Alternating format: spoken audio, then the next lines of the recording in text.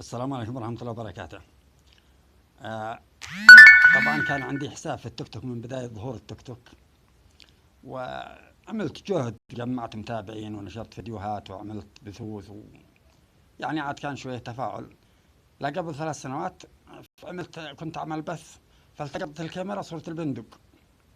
أنا طبعا ما كنت أعرف إنها من ضمن المحظورات، على طول غلقوا لي تيك توك.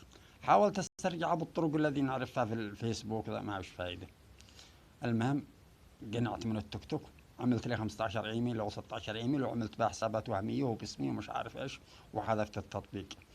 والليله وقدني ناسي التيك توك من اصله، وقد ارسلوا لي رساله برمز مش عارف ايش، على رساله نصيه على التلفون يذكروني بالحساب، ارسلوا رمز. قلت يمكن انهم تراجعوا في كلامهم. المهم دخلت، حملت التطبيق ودخلت التيك توك، وقد بيقولوا لقد سمحنا لك بانشاء حساب جديد على هذا الرقم. لا والله فيكم الخير يا اصحاب تيك توك. وانا ما قصرت، عملت حساب وعملت لهم 2 فيديوهات نثرت ابوهن، ولا عملت متابعة على احد ولا اشتي متابعة على الحساب، وحذفت التطبيق.